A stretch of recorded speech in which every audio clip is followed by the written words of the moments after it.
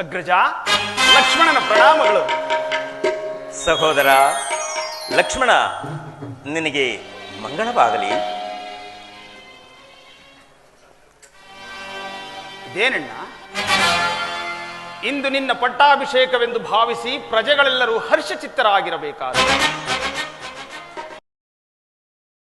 ಪಟ್ಟಾಭಿಷಕ್ತನಾಗಬೇಕಾಗಿರುವ ಈ ನಿನ್ನ ವದನಾರವಿಂದವು ಪೂರ್ಣ ಚಂದ್ರನಂತೆ ಕಂಗಳಿಸುವುದನ್ನು ಬಿಟ್ಟು ರಾಹು ಪಿಡಿದ ಶಶಿಯಂತೆ ಈ ರೀತಿ ಖಿನ್ನ ಮನಸ್ಕರಾಗಿರಲು, ಅದೂ ಅಲ್ಲದೆ ಮಾತೆಯವರ ಸಂಗಡ ಪಾದಚಾರಿಯಾಗಿ ಬರಲು ಕಾರಣವೇನಣ್ಣ?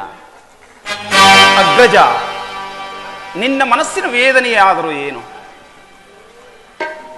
ಸಹೋದರ ಲಕ್ಷ್ಮಣ, ನಿನ್ನ ಪ್ರೀತಿ ವಾತ್ಸಲ್ಯದ ಮಾತುಗಳನ್ನು ಕೇಳಿ ನನಗೆ ಎಷ್ಟೇ ಸಂತೋಷವಾಗಿದ್ದರೂ ಸಹ ನಾನು ಇಂದಿನಿಂದ ರಥಾರೂಢನಾಗದೆ ಪಾದಚಾರಿಯಾಗಿಯೇ ಸಂಚರಿಸಬೇಕೆಂದು ನಿರ್ಧರಿಸಿದ್ದೇನೆ. ಕಾರಣ? ಸಹೋದರ, ಈ ಹಿಂದೆ ದೇವಾಸುರರ ಯುದ್ಧದಲ್ಲಿ ನಮ್ಮ ಚಿಕ್ಕಮ್ಮನಾದ ಕೈಕಾ ಮಾತೆಯು ಮಾಡಿದ ಸಾಹಸಕ್ಕೆ ಮೆಚ್ಚಿ ನಮ್ಮ ತಂದೆಯವರು 2 ವರಗಳನ್ನು ಕೊಟ್ಟಿದ್ದರಂತೆ. ಕೊಟ್ಟ ಆ 2 ವರಗಳನ್ನು ಈಗ ಪಾಲಿಸುವಂತೆ ಚಿಕ್ಕಮ್ಮನವರು ಕೇಳಿಕೊಂಡಿದ್ದಾರೆ. ಏನೆಂಬುದಾಗಿ ಕೇಳಿಕೊಂಡಿದ್ದಾರೆ? ಮೊದಲನೇ ವರಕ್ಕೆ ಈಗ ನನಗೆ ನಿಶ್ಚಯವಾಗಿರುವ ಪಟ್ಟಾಭಿಷೇಕವನ್ನು ತಪ್ಪಿಸಿ ಅಗ್ರಜ,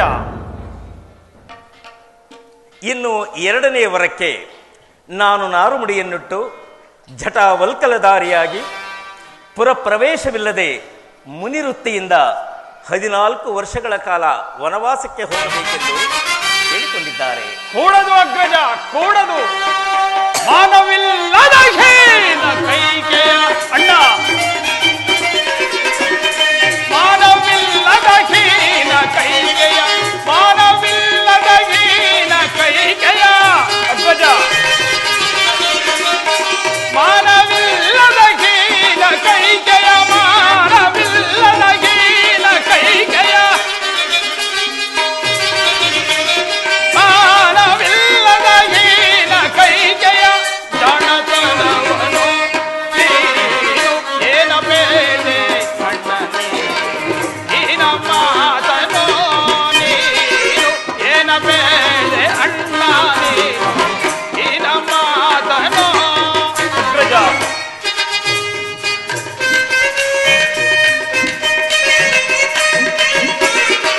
ಸುಂದರಿ ಆ ಕೈಗೆಯಲ್ಲೂ ತಾನು ತಿಳಿಯುತ್ತ ಜನಕನು ಅಣ್ಣ.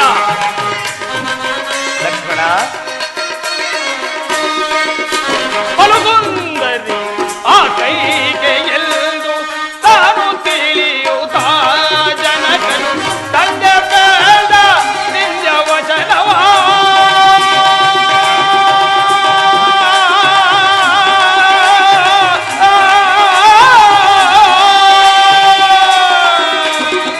ಅಣ್ಣ, ತಂದೆ ಬೇಡ ನಿಜ ವಚನವ,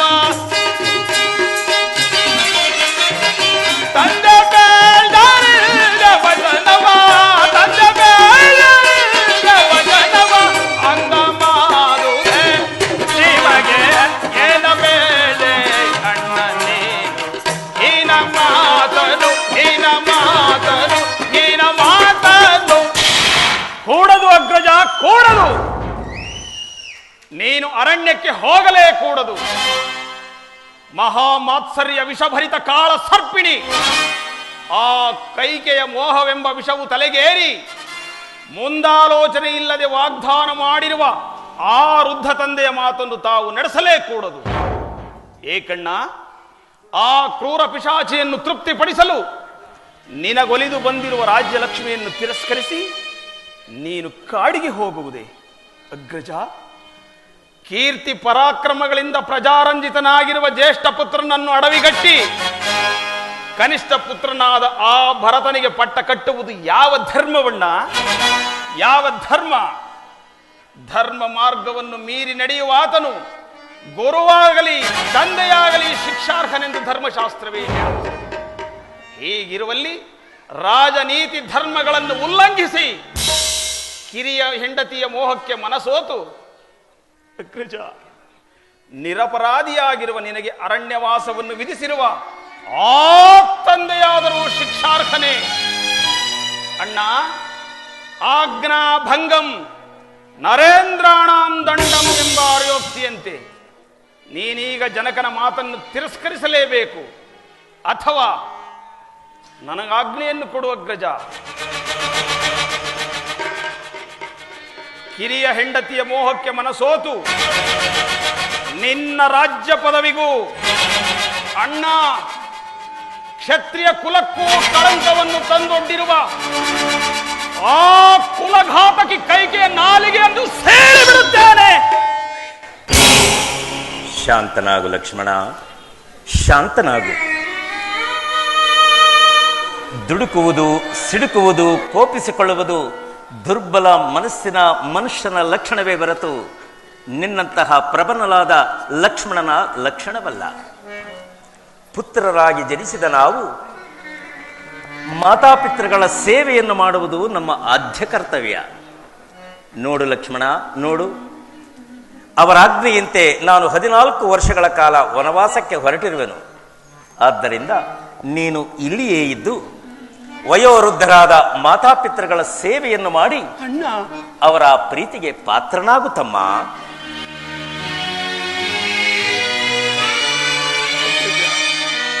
ಸಾಧ್ಯವಿಲ್ಲ ಅಗ್ರಜ, ಸಾಧ್ಯವಿಲ್ಲ. ಸರಿಯೇ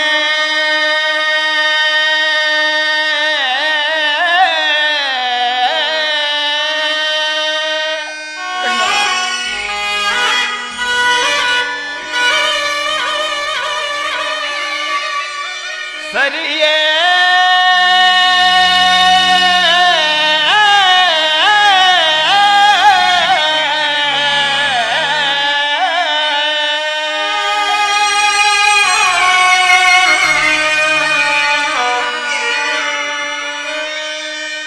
ನಾಡ ತೊರೆವುದು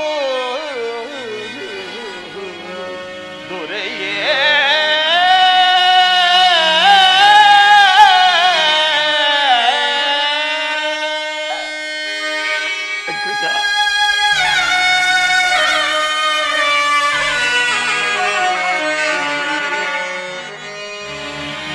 ಹಗಲಿರುಳು ಪರಿತಪಿಪ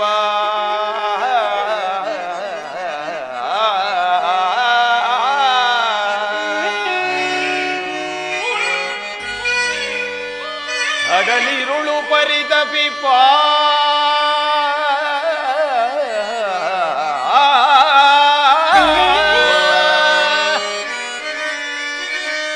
ಪುರದ ಜನರ ತೊರೆವುದು ಸರಿಯೇ ಸರಿಯೇ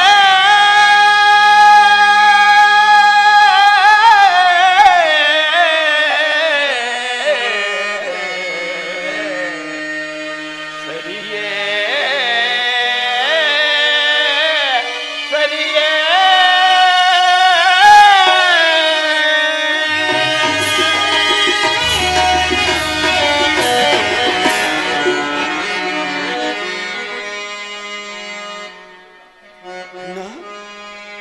ರವಿ ಇಲ್ಲದ ಗಗನ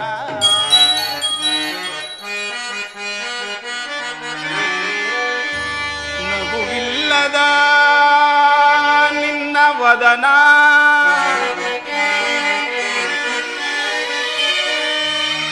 ದೇವರಿಲ್ಲದ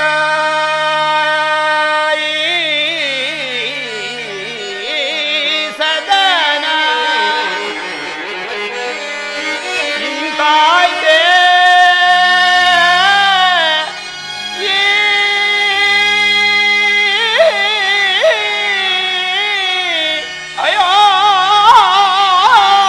ಅಯೋಧ್ಯಾಪುರದ ಕಥನ ಅಣ್ಣ ಅಣ್ಣ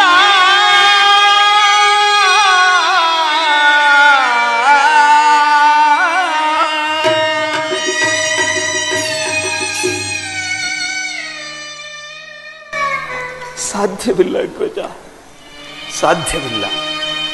ಅಣ್ಣ, ಬಾಲ್ಯದಿಂದಲೂ ನಿನ್ನನ್ನು ನಾನು ಅರಗಳಿಗೆಯೂ ಆಗಲಿ ಜೀವಿಸಿದ್ದವನಲ್ಲ. ಇನ್ನು 14 ವರ್ಷಗಳ ಕಾಲ ನಿನ್ನನ್ನಗಲಿ ಜೀವಿಸಲು ನನ್ನಿಂದ ಸಾಧ್ಯವಿಲ್ಲ. ಅಗ್ರಜ, ನನ್ನನ್ನು ನಿನ್ನ ಸಂಗಡ ಅರಣ್ಯಕ್ಕೆ ಕರೆದುಕೊಂಡು ಹೋಗು. ಲಕ್ಷ್ಮಣ, ಲಕ್ಷ್ಮಣ,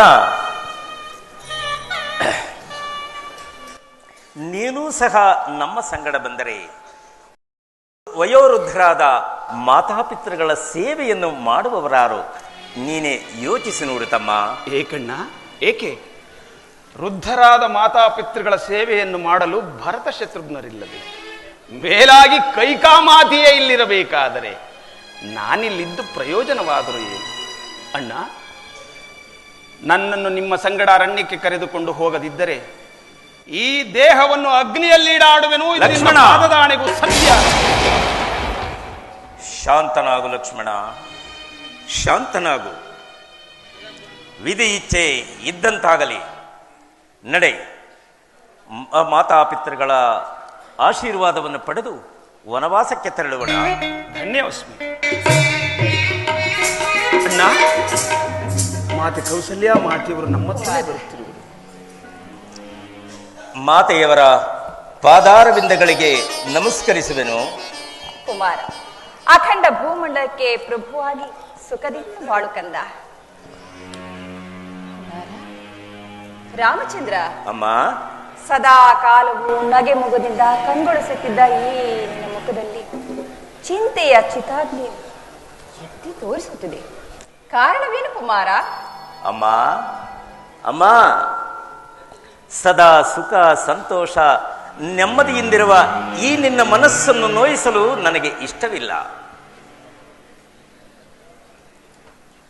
ಆದರೂ ಇರುವ ವಿಚಾರವನ್ನು ತಿಳಿಸಬೇಕೆಂದು ಬಂದಿರುವೆನು.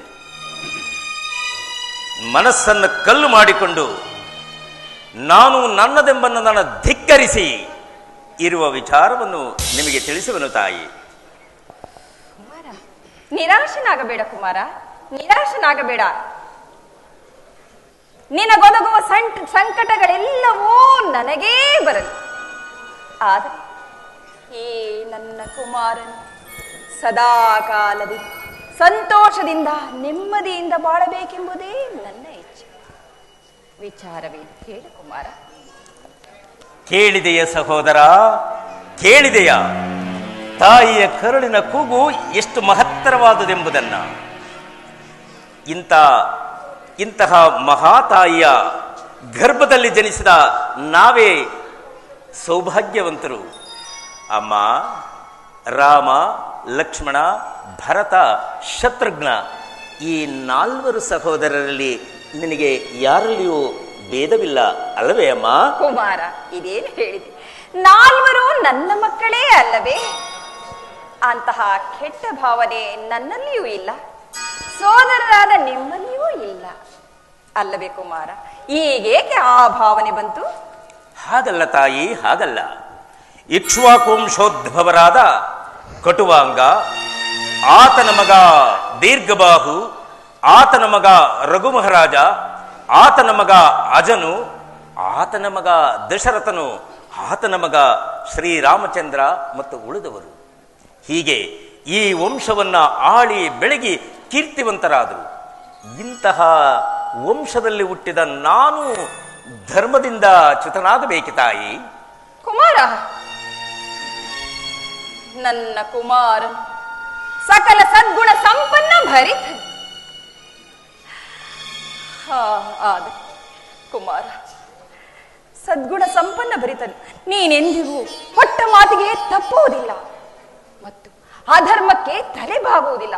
ಹಾಗೇನಾದರೂ ಆಗಲಿ ಲೋಕವೇ ಪ್ರಳಯವಾಗುವುದು. ಅಮ್ಮ, ಹೇಳು ಕುಮಾರ. ಅಮ್ಮ, ನಮ್ಮ 4 ಸಹೋದರರಲ್ಲಿ ನಿಮಗೆ ಯಾರಿಗೂ ಪಟ್ಟಾಭಿಷೇಕ್ತವಾದರೂ ನಿಮಗೆ ಸಂತೋಷವೇ ತಾನೆ? 4ರಲ್ಲಿ ಯಾರಿಗೆ ಪಟ್ಟಾಭಿಷೇಕವಾದರೂ ನನಗೆ ಸಂತೋಷವೇ ಕುಮಾರ. ಆದರೆ ಸೋದರರಾದ ನಿಮ್ಮಗಳಲ್ಲಿ ಪ್ರೀತಿ ವಾತ್ಸಲ್ಯಕ್ಕೆ ಯಾವಾಗಲೂ ಧಕ್ಕೆ ಬರಬಾರದು.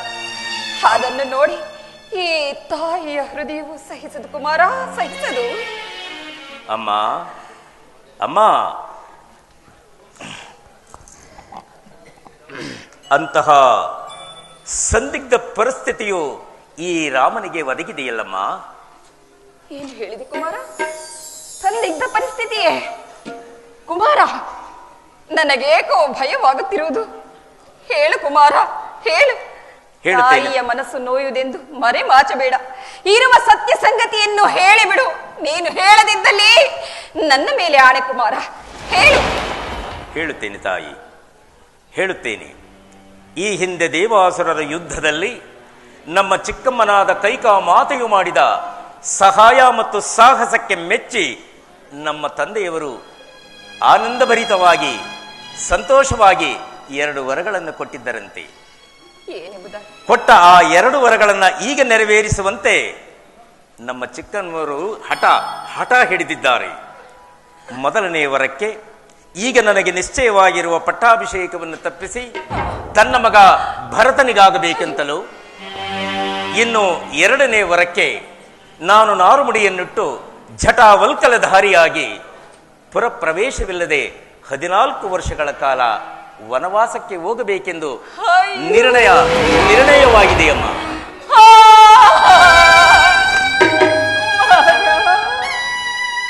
ತಾಯಿ, ಹೇಳು ತಾಯಿ. ಎಂತಹ ಕಾರ್ಯವಾಯಿತು ಕುಮಾರ? ಏನು ಇದು ನಿನ್ನ ವಿಧಿಯಲ್ಲಿ? ಅಯ್ಯೋ, ಕುಮಾರನ ಪಟ್ಟಾಭಿಷೇಕದ ಕಾಲದಲ್ಲಿ ಇಂತಹ ದುರ್ವಾರ್ತೆಯನ್ನು ನಾನು ಕೇಳಬೇಕಾಗಿ ಬಂತೆ. ಇಂತಹ ವಾರ್ತೆಯನ್ನು ಕೇಳಲು ನಾನಿನ್ನೂ ಜೀವಿಸಿರುವೆನೆ. ಪರಮಾತ್ಮ, ಕರೆದುಕೋ, ನನ್ನನ್ನು ಕರೆದುಕೋ. ಅಯ್ಯೋ, ದುಃಖಿಸಬೇಡ ತಾಯಿ, ದುಃಖಿಸಬೇಡ. ನಿನ್ನ ಮನಸ್ಸಿನ ದುಃಖವೇನೆಂದು ನಾನು ಬಲ್ಲನು. ಅಮ್ಮ, ಅಮ್ಮ, ದುಃಖಿಸಬೇಡ ತಾಯಿ, ದುಃಖಿಸಬೇಡ. ನಾವೆಲ್ಲರೂ ಸಂತೋಷದಿಂದ ಭರತನಿಗೆ ಪಟ್ಟಾಭಿಷೇಕ ನಡೆಸಿ ನೆಮ್ಮದಿಯಿಂದಿರುವಣ ತಾಯಿ. ಅಮ್ಮ, ಕೇಳು ತಾಯಿ, ಕೇಳು. ಹಿಂದೆ ನಾನು ಪಿತೃವಾಕ್ಯವನ್ನ ಮೀರತಕ್ಕವನಲ್ಲ. ಹಿಂದೆ ಸಗರ ಚಕ್ರವರ್ತಿಯ ಮಕ್ಕಳು ತಂದೆಯ ಆಜ್ಞೆಯ ಪ್ರಕಾರ ಈ ಭೂಮಿಯನ್ನೇ ಅಗಿದು ಮಡಿಯಲಿಲ್ಲವೇ? ಅದು ಅಲ್ಲದೆ ಪರಶುರಾಮನು ತನ್ನ ತಾಯಿಯಾದ ರೇಣುಕಾ ದೇವಿಯ ತಲೆಯನ್ನು ಕಡಿದು ತಂದೆಯ ಆಜ್ಞೆಯನ್ನು ಪಾಲಿಸಲಿಲ್ಲವೇ? ಹೌದು ಕುಮಾರ, ಹೌದು. ಇಂತಹ ಎಲ್ಲ ವಿಚಾರಗಳು ನಿನಗೆ ತಿಳಿದಿದ್ದು ಏಕೆ ದುಃಖಿಸಿವೆ ತಾಯಿ? ಏಕೆ ದುಃಖಿಸಿವೆ ಹೇಳು ತಾಯಿ. ಕುಮಾರ, ದುಃಖಿಸದೆ ನಾನಿನ್ನೇನು ಮಾಡಲಿ? ನಿಮ್ಮನ್ನು ಏನೆಂದು ಹರಸಲಿ ಕುಮಾರ, ಏನೆಂದು ಹರಸಲಿ? ಅರಮನೆಯಲ್ಲಿ ಸುಖದಿಂದ ರಾಜ್ಯಭಾರ ಮಾಡು ಎಂದು ಹೇಳಲೇ, ಅಥವಾ ಅರಮನೆಯಲ್ಲಿ ಸುಖದಿಂದ ಕಾಲ ಕಳೆಯುತ್ತಾ ಸುಖದಿಂದ ಆರಾಮವಾಗಿರು ಎಂದು ಹೇಳಲೇ? ರಾಮ, ಏನೆಂದು ಹೇಳಲಿ? ಎಲ್ಲವೂ ವಿಧಿಯ ಲೀಲೆ, ವಿಧಿಯ ಲೀಲೆ. ಆದರೆ ನನ್ನ ಆಶೀರ್ವಾದವು ಸದಾ ನಿನ್ನನ್ನು ಕಾಯಲಿ ಕುಮಾರ. ಗ್ರಹ ತಾರೆ ನಕ್ಷತ್ರಾದಿ ದೇವತೆಗಳೇ ಎಲ್ಲರೂ ನಿನ್ನನ್ನು ಕಾಯುವರು, ಎಲ್ಲರೂ ನಿನ್ನನ್ನು ಹರಸುವರು. ಹೋಗಿ ಬಾ ಕುಮಾರ, ಹೋಗಿ ಬಾ. ಧರ್ಮದ ದಾರಿಯಲ್ಲಿ ಸದಾ ಕಾಲ ನಡೆ. ನಾನಿನ್ನು ಬರುತ್ತೇನೆ ಕುಮಾರ, ನಿನಗೆ ಮಂಗಳವಾಗಲಿ. ಧನ್ಯನಾದೆ ತಾಯಿ, ಧನ್ಯನಾದೆ. ಮಂಗಳವೈ ನಿನಗೆ ಕುಮಾರ, ಧೀರ ಕುಮಾರ, ಶೂರ ಕುಮಾರ. ಮಂಗಳವೈ ನಿನಗೆ ಕುಮಾರ, ಧೀರ ಕುಮಾರ, ಶೂರ ಕುಮಾರ. ಮಂಗಳವೈ ನಿನಗೆ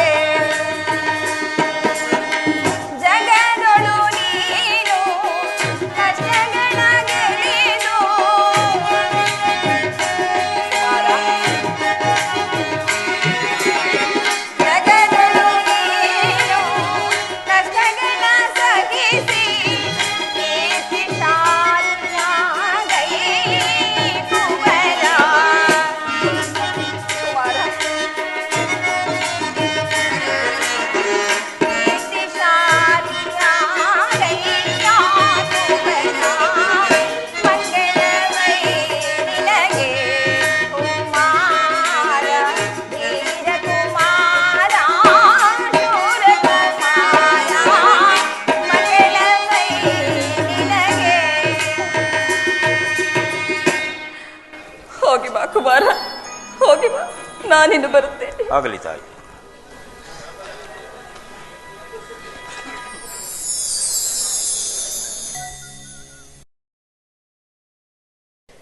ಬೇಡ ಕೈಕಾ, ಬೇಡ. ಕಡೆಯದಾಗಿ ಅತ್ಯಂತ ನೊಂದು ನುಡಿಯುತ್ತಿದ್ದೇನೆ. ಯಾವ ಸ್ವಾರ್ಥಕ್ಕಾಗಿ ಹಠ ಸಾಧಿಸುತ್ತೀರಿ? ಯಾರ ದುರ್ಬೋಧನೆಗೆ ಕಿವಿಗೊಟ್ಟೆ? ಹಿಂದಿಗೆ ನಿನ್ನ ಹುಚ್ಚು ಹಠವನ್ನ ನಿಲ್ಲಿಸು. ರಘುವಂಶದ ಕೀರ್ತಿಯನ್ನ ಬೆಳಗಿಸು. ಕರುಳಿನ ಕುಡಿಯನ್ನು ಕತ್ತರಿಸಿ ಕರುಳು ಇಲ್ಲದೆ ಕಾಡಿಗಟ್ಟುತ್ತಿರುವೆ. ಮಗನೆಂಬ ಮಮಕಾರವು ನಿನ್ನ ಮನಸ್ಸಿನಿಂದ ಮಾಯವಾಯಿತೆ. ಈ ನಿನ್ನ ಈ ಕೃತ್ಯವನ್ನು ನೋಡಿದರೆ ನಾಡೇಕೆ, ಲೋಕವೇ ನಗುವುದಿಲ್ಲವೇ? ಬೇಡ ಕೈಕಾ, ನನ್ನ ಮಾತನ್ನು ಕೇಳು.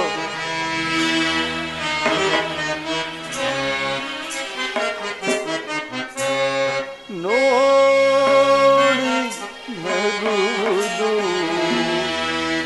ಈ ಜಗವು, ನಿನ್ನ ನೋಡಿ ನಗುವುದು ಈ ಜಗವು. ಬೇಡಿ ಪಡೆದ ಸುಕುಮಾರ ರಾಮನ ಅಲ್ಲವೇ?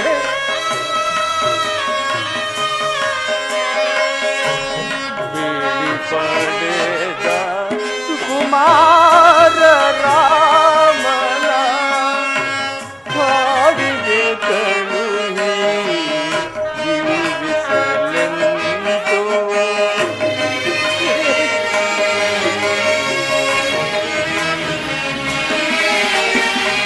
ಕಾಡಿಗೆ ಕಳುಹಿ ಜೀವಿಸಲೆಂದು. ನೋಡಿ ನಗುವುದು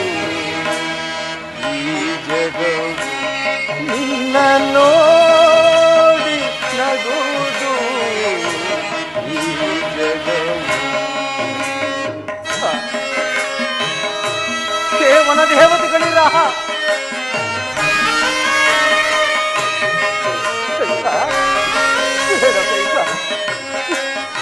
ನಿಲ್ಲಿಸಿ, ನಿನ್ನ ಮನಸ್ಸನ್ನ ಬದಲಿಸಿ.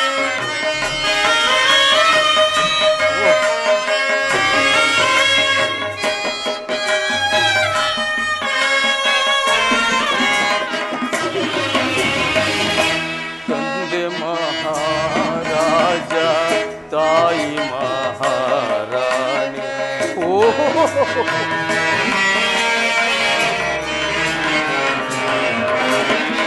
ತಂದೆ ಮಹಾರಾಜ ತಾಯಿ ಮಹಾರಾಣಿ. ಆದರೇನು ಪರದೇಶಿ ನೀನು ರಾಮ ರಾಮ ರಾಮ.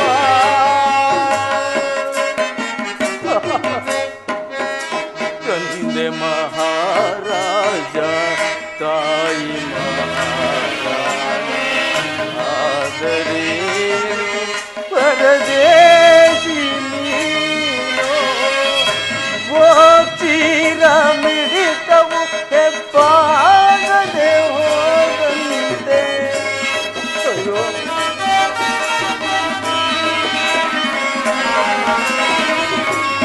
ಚೀರ ಮಿಡಿತವು ಹೆಬ್ಬಾಗದೆ ಹೋದಂತೆ.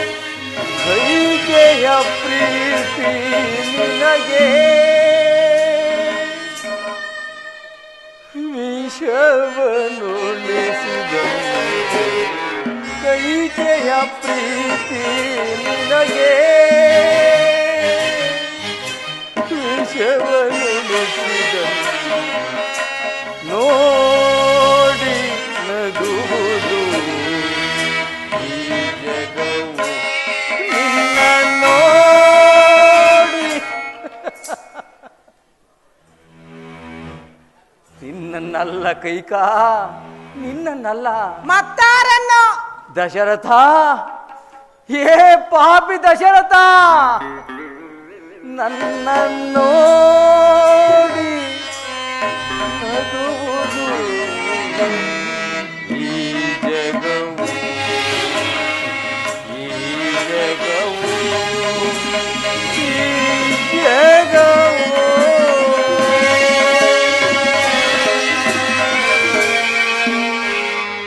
ಆಗಲಿ ಕೈಕ, ಆಗಲಿ ಹೇಳಿದೆನಲ್ಲ, ನಿನ್ನ ಅಪೇಕ್ಷೆಯಂತೆ ಭರತನಿಗೆ ಪಟ್ಟಾಭಿಷೇಕ ಮಾಡುವೆನು. ನಮ್ಮೊದ್ದು ರಾಮನ ವನವಾಸವನ್ನು ತಪ್ಪಿಸು ಕೈಕ, ತಪ್ಪಿಸು. ಏಕೆಂದರೆ ಮತ್ತು ರತ್ನಗಳನ್ನು ಧರಿಸಿ ಪಟ್ಟ ಪೀತಾಂಬರಗಳನ್ನುಟ್ಟು ರತ್ನ ಖಚಿತವಾದ ಸಿಂಹಾಸನದ ಮೇಲೆ ಕುಳಿತು ರಾಜ್ಯಭಾರ ಮಾಡಬೇಕಾದ ನನ್ನ ರಾಮನು ನಾರ್ಮುಡಿಯಿಟ್ಟು ನಾಡನ್ನ ಬಿಟ್ಟು ಕಾಡಿಗೆ ಹೋಗುವ ದೃಶ್ಯವನ್ನು ನೋಡಿದ್ದೆಯಾದರೆ ಹರಗಳಿಗೆಯೂ ಈ ಧರೆಯ ಮೇಲೆ ಉಳಿಯಲಾರೆನು ಕೈಕ, ಹರಗಳಿಗೆಯೂ ಈ ಧರೆಯ ಮೇಲೆ ನಾನು ಉಳಿಯಲಾರೆ. ಈ ವೇದನೆಯನ್ನು ನಾನು ಹೇಗೆ ಸಹಿಸಲಿ ರಾಮ? ರಾಮಚಂದ್ರ, ಬೇಡ ಕೈಕ, ನೊಂದು ನುಡಿಯುತ್ತಿದ್ದೇನೆ. ಕಡೆಯದಾಗಿ ನನ್ನ ಮಾತನ್ನು ಕೇಳು. ರಾಮ ಬಾಪ, ಈ ನೀಚಳಿಗೆ ಮಾತನ್ನು ಕೊಟ್ಟು ನನ್ನ ಇಂತಹ ಸ್ಥಿತಿಗೆ ದೂಡಿದನಲ್ಲ ಮಗನೇ. ಅಪ್ಪಾಜಿ, 14 ವರ್ಷಗಳ ವನವಾಸಕ್ಕೆ ಹೊರಟಿರುವ ನಮ್ಮನಿಗೆ ಏನು ಅನುಜ್ಞೆಯನ್ನು ಕೊಡಿ ತಂದೆ. ನಿಮಗೆ ಅನುಜ್ಞೆ? ಅಯ್ಯೋ, ನಿನ್ನನ್ನು ವನವಾಸಕ್ಕೆ ಕಳುಹಿಸಿ ಇಲ್ಲಿ ನಾನು ರಾಮ ರಾಮ ಎಂದು ಯಾರನ್ನ ಕರೆಯಲಿ? ನೋಡು ನೋಡು ಕೈಕಾ, ನೋಡು ನನ್ನ ಮುದ್ದು ರಾಮನ ಮುಖವನ್ನಾದರೂ ನೋಡಿ ಆದರೂ ಹೇಳು, ವನವಾಸಕ್ಕೆ ಹೋಗುವುದು ಬೇಡವೆಂದು ಹೇಳು ಕೈಕಾ, ಹೇಳು. ನಿನ್ನ ಮಾತ್ಸರ್ಯದ ಮನಸ್ಸನ್ನು ಮರೆತು ವಾತ್ಸಲ್ಯದ ರೂಪವನ್ನು ಧರಿಸಿ ಈ ಧರ ಇರುವವರೆವಿಗೂ ಮಮತೆಯ ಮಾತೆಯಾಗು ಕೈಕಾ, ಮಮತೆಯ ಮಾತೆಯಾಗು. ಪೂಜ್ಯರಾದ ಮಾವನವರು, ಏನು ತಾಯಿ? ನನ್ನ ಸ್ವಾಮಿಯ ಸಂಗಡ ಅರಣ್ಯವಾಸಕ್ಕೆ ಹೊರಡಲು ನನಗೊಬ್ಬನೇನು ದಯಪಾಲಿಸಿ. ನೀನು ಹೊರಟಿರುವೇನಮ್ಮ? ಸುಮಂಗಲಿಯಾಗಿ ಬಾಳಮ್ಮ. ಒಂದೇ ಗೃಹದಲ್ಲಿ ಅದು ಎಷ್ಟೊಂದು ವ್ಯತ್ಯಾಸ. ಒಬ್ಬಳು ನಾಡಿನ ಸಕಲ ಸಿರಿ ಸಂಪತ್ತನ್ನೇ ತೊರೆದು ಪತಿಯ ಸಂಗಡ ವನವಾಸಕ್ಕೆ ಹೊರಡಲು ಸಿದ್ಧಳಾಗಿರುವಳು ಸಹಧರ್ಮಿಣಿ. ಮತ್ತೊಬ್ಬಳು ಪತಿಯ ಪ್ರಾಣಾವತಿಗೆ ಸಿದ್ಧಳಾಗಿರುವಳು ಪ್ರಾಣೇಶ್ವರ. ಒಂದು ದೇವತಾ ಹೃದಯ, ಮತ್ತೊಂದು ದಾನವ ಹೃದಯ. ಒಂದು ಪುಣ್ಯದ ನಿಧಿ, ಮತ್ತೊಂದು ಪಾಪದ ಜಲದಿ. ಈ ವೇದನೆಯನ್ನು ಹೇಗೆ ಸಹಿಸಿಕೊಳ್ಳಲಿ ಲಕ್ಷ್ಮಣ? ಜನಕ, ಲಕ್ಷ್ಮಣ, ಈ ವ್ಯಸನವನ್ನು ಬಿಡಿ. ಅಗ್ರಜನ ಸಂಗಡ ವನವಾಸಕ್ಕೆ ಹೊರಟಿರುವ ನನ್ನನ್ನು ಆಶೀರ್ವದಿಸಿ ಕಳುಹಿಸಿಕೊಡಿ. ನೀನು ಹೊರಟಿರುವ ಏನಪ್ಪ? ಅಯ್ಯೋ, ಒಬ್ಬೊಬ್ಬರಾಗಿ ನನ್ನನ್ನು ತೊರೆದು ಹೊರಟು ಹೋಗುತ್ತಿದ್ದೀರಾ? ಎಲ್ಲರೂ ಹೋಗಲಿ. ಶಾಂತನಾಗುತ್ತದೆ ಲಕ್ಷ್ಮಣ, ನನ್ನದೊಂದು ಮಾತನ್ನು ನಡೆಸಿಕೊಡುವೆಯಪ್ಪ.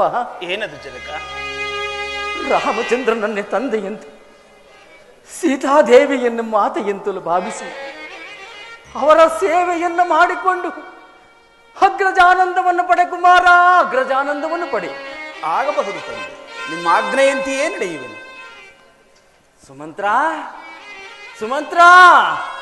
ಪ್ರಭು, ರಾಮಚಂದ್ರನ ಹಿಂದೆ ನಾಡಿನ ಸಕಲ ಸಂಪತ್ತುಗಳೂ ಹೋಗಲಿ, ಎಲ್ಲವೂ ಹೋಗಲಿ, ರಾಮನ ಹಿಂದೆಯೇ ಗತಿಸಿಕೊಡು. ಅಪ್ಪಣೆ ಪ್ರಭು. ನಿಲ್ಲು ಸುಮಂತ್ರ, ನಿಲ್ಲು. ಇಲ್ಲಪ್ಪ, ಮಹಾರಾಣಿಯವರು ಹೇಳಲು ಇನ್ನೂ ಏನೋ ಉಳಿಸಿಕೊಂಡಿರುವಂತೆ, ಎಲ್ಲವನ್ನು ಕೇಳಿಕೊಂಡೇ ಹೋಗು. ಏನು ಹೇಳಿದಿರಿ? ರಾಮನ ಹಿಂದೆ ಸಕಲ ಸಂಪನ್ನಗಳು ಹೋಗಿಬಿಟ್ಟರೆ ಕೆನೆ ತೆಗೆದ ಹಾಲಿನಂತಿರುವ ಈ ನಿಸ್ಸಾರವಾದ ರಾಜ್ಯವನ್ನು ನನ್ನ ಮಗನಾದ ಭರತನಾಳಬೇಕೇನು? ರಾಮಚಂದ್ರನ ಹಿಂದೆ ಏನು ಹೋಗಕೂಡದು ತಿಳಿಯುತ್ತೇನು? ರಾಮಚಂದ್ರ, ವನವಾಸಕ್ಕೆ ಹೊರಟಿರುವ ನಿನಗೇಕೆ ಬೇಕು ಈ ವಜ್ರಾಭರಣಗಳು? ನಾನು ಕೊಡುವ ನಾರು ಮಡಿಗಳನ್ನಿಟ್ಟು ಹೊರಡಲು ಸಿದ್ಧನಾಗು ಅಷ್ಟೇ. ಆಗಲಿ ತಾಯಿ. ಏನೋ ನನ್ನ ಕಂದ ಮಗಳಿಗೆ ನಾರ್ಮುಡಿ ವೇಷವೇ? ಇಲ್ಲ, ಈ ದೃಶ್ಯವನ್ನ ನೋಡಿದ ನಾನು ಕ್ಷಣಕಾಲವೂ ಇದರಲ್ಲಿ ಉಳಿಯಲಾರೆ.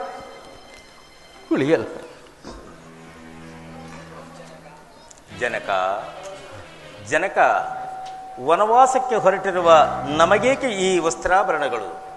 ಅಮ್ಮ, ಆ ನಾರುಮುಡಿಯನ್ನೇ ಕುಡಿತಾಯಿ, ಅವುಗಳನ್ನೇ ರಕ್ಷಣಾ ಕವಚವೆಂದು ಭಾವಿಸುತ್ತೇನೆ. ಲಕ್ಷ್ಮಣ, ನೀನು ನಿನ್ನ ಅಣ್ಣನ ಹಿಂದೆ ಹೊರಟಿರುವ ತಾನೆ? ತೆಗೆದುಕೋ.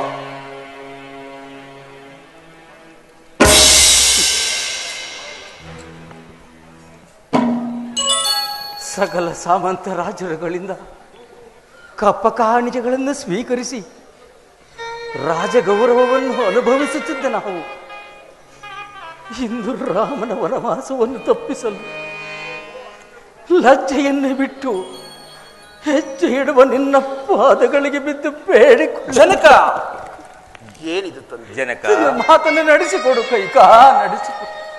ಏನು ಜನಕ, ಇದೇನು ಜನಕ? 60 ಸಹಸ್ರ ವರ್ಷಗಳ ಕಾಲ ರಾಜ್ಯಭಾರ ಮಾಡಿ ಕೆಚ್ಚದೆಯ ನಮ್ಮಂತಹ 4 ಪುತ್ರರನ್ನು ಪಡೆದ ನೀವು ಈ ಅಲ್ಪವಯದ ವಿಚಾರಕ್ಕೆ ಇಷ್ಟೊಂದು ವ್ಯಥೆ ಪಡಬೇಕೆ? ತಂದೆಯೇ, ವ್ಯಸನವನ್ನು ಬಿಡಿ, ವನವಾಸಕ್ಕೆ ಹೊರಟುವ ನಮ್ಮನಿಗೆ ಅನುಜ್ಞೆಯನ್ನು ಕೊಡಿ.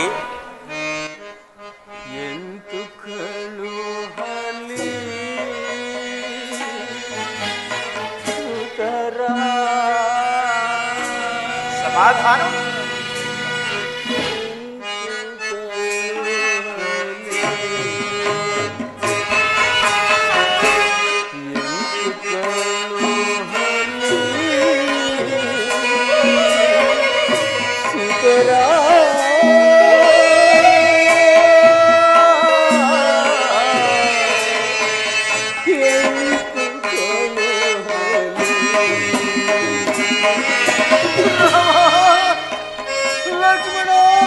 ಶಾಂತರಾಗಿ ಜನಕ, ಶಾಂತರಾಗಿ.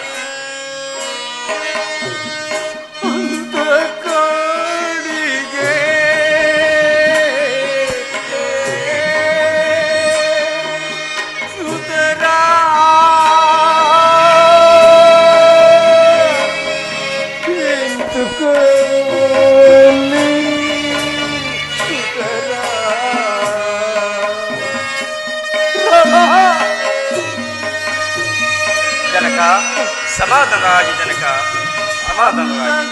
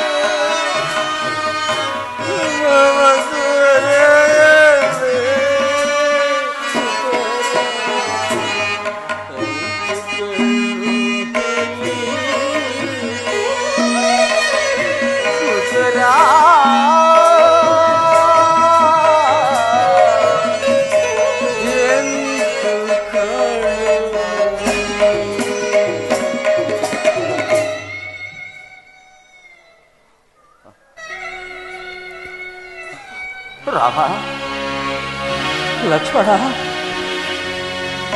ಶಾಂತರಾಗಿ ಜನಕ, ಶಾಂತರಾಗಿ.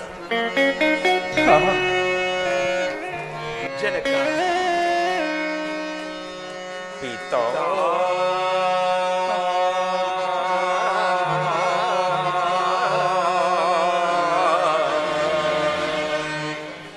ದಯಾ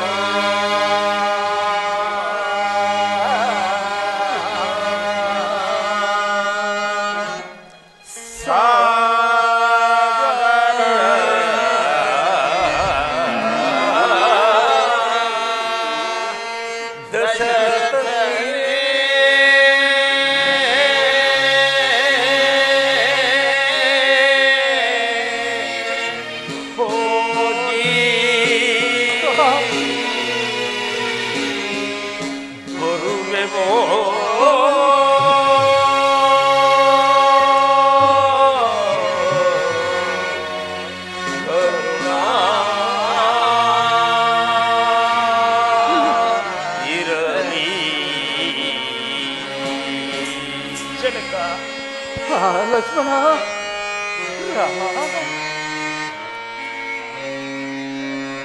ತಂದೆಯೇ ನಿಮ್ಮಯ ಸುಂದರ ಚರಣವ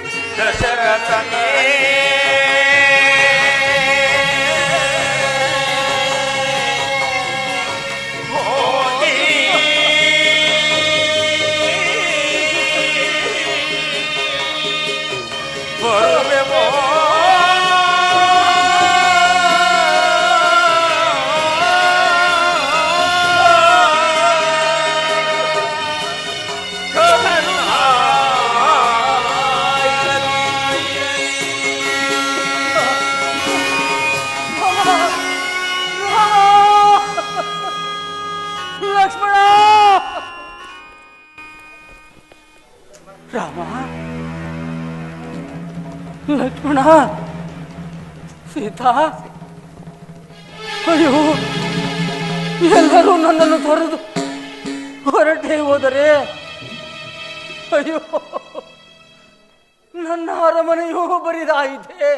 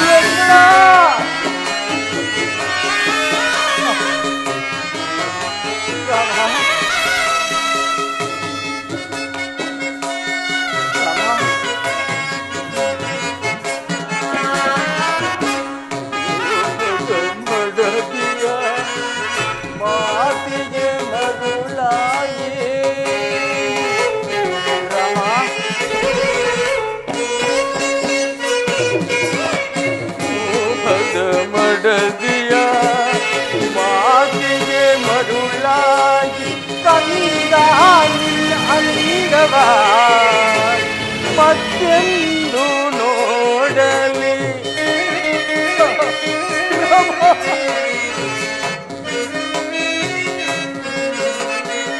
ಕಂದಾಗಿ ಅಂದವ ಮತ್ತೆಂದು ನೋಡಲಿ ತೋರೆಗಲೇ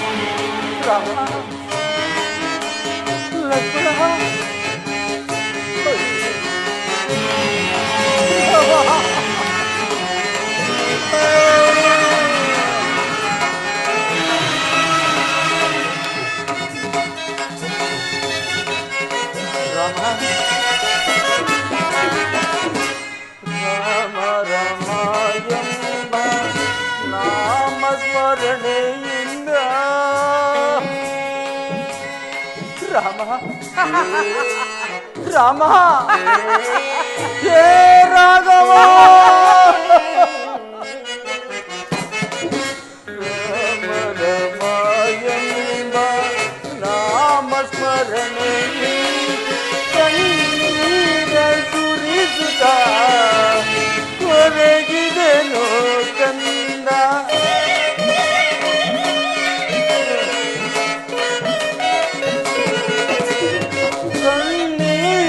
ಸುರಿಸುತ್ತ ಹೊರಗಿದೆನೋ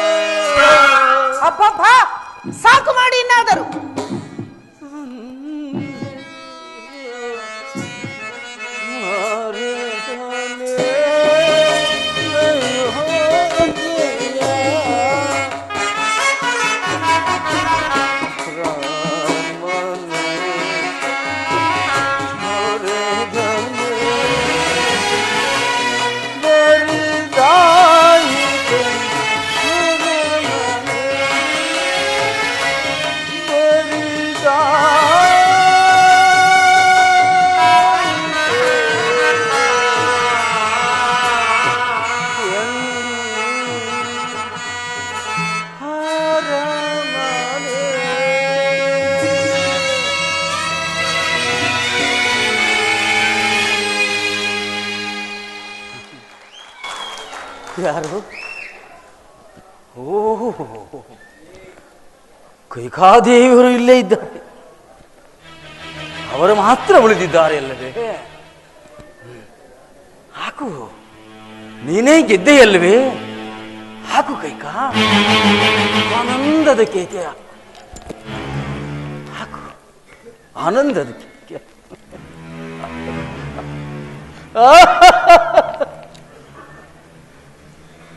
ನೋಡು, ಶಿವನಲ್ಲಿ ಶಿಶುವಾಗಿ ಆಟವಾಡುತ್ತೀಯನು. ಆರ್ಯಾವರ್ತದ ಗರದಿಯ ಕರಕಮಲದಲ್ಲಿ ಜಗವ ರಚಿಸುವ ಬೊಮ್ಮ ತನ್ನ ತಲೆಯನ್ನು ತಾನೇ ಕಳೆದುಕೊಂಡ. ಮಹಾಗರತಿ ಪಾರ್ವತಿಯ ಶಾಪದಿಂದ ಸಾಲಿಗ್ರಾಮದ ಶಿಲೆಯಾಗಿ ಬಿದ್ದಿಯನು ಮಹಾವಿಷ್ಣು. ಮಹಾಗರತಿ ಪಾರ್ವತಿಯ ಶಾಪದಿಂದ ಇಂತೆಸವ ಈ ಪೃಥ್ವಿಯ ಮೇಲೆ ನೀನಿಂದು ಚಿಮ್ಮುತ್ತಿರುವೆ ಕತ್ತಲೆಯ ಮಸಿಯನ್ನ. ಋತ ನಿನ್ನನ್ನು ಆಕ್ಷೇಪಿಸಿ ಏನಾದರೂ ಅಂದುಕೊಳ್ಳಿ, ಫಲವೇನು? ರಾಮ ಲಕ್ಷ್ಮಣರು ಹೋಗಿರುವರೋ ಇಲ್ಲವೋ ನೋಡಿ ಬರುತ್ತೇನೆ. ಇದು ನಾನು ಮಾಡಿದ ಪ್ರಾರಬ್ಧದ ಫಲ. ಹೌದು, ನಾನು ಮಾಡಿದ ಅಪರಾಧವಾದರೂ ಏನು? ಅದು ಹಿಂದೆ ಶಬ್ದವೇದಿ ಎಂಬ ಬಾಣಾಭ್ಯಾಸದ ಸಡಗರದ ಸಮಯದಲ್ಲಿ ಓರ್ವ ಋಷಿಕುಮಾರನನ್ನು ಪಡೆದ ಪ್ರಾರಬ್ಧದ ಕರ್ಮ. ಅದರ ಫಲವೇ ಇದು. ಇಂದು ಅದು ಬಂದು ನನಗೆ ಒದಗಿರುವುದು.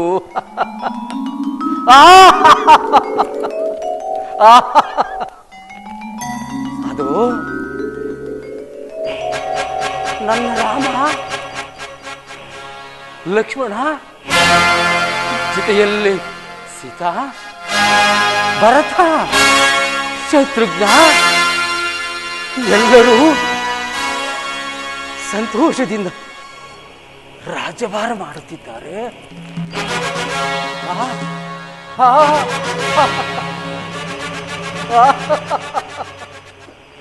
ಅಯ್ಯೋ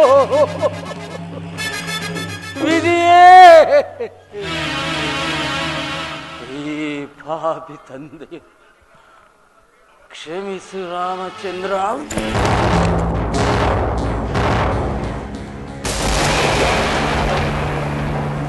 ಅಪ್ಪ, ಈಗ ನನ್ನ ಮನಸ್ಸಿಗೆ ಸಂತೋಷವಾಯಿತು. ರಾಮನವರು ನನ್ನ ಅರಣ್ಯವಾಸಕ್ಕೆ ಹೋಗು ಎಂದಾಗ ರಾಮನೊಡಗೂಡಿ ಲಕ್ಷ್ಮಣ, ಸೀತಾ ಎಲ್ಲರೂ ಹೊರಟು ಹೋದರು. ಹೋಗಲಿ ಹೋಗಲಿ, ಎಲ್ಲರೂ ಹೋಗಲಿ. ನನ್ನ ಮಗನಾದ ಭರತನು ಮಾತ್ರ ರಾಜ್ಯವನ್ನಾಳಲಿ. ಪ್ರಾಣೇಶ್ವರ, ಪ್ರಾಣೇಶ್ವರ, ಏಳು ಪ್ರಿಯ. ಭರತನನ್ನು ಕರೆಯಿಸಿ ಪಟ್ಟಾಭಿಷೇಕಕ್ಕೆ ಸಕಲ ಸಿದ್ಧತೆಯನ್ನು ಮಾಡೋಣ. ಪ್ರಾಣೇಶ್ವರ, ಪ್ರಾಣೇಶ್ವರ.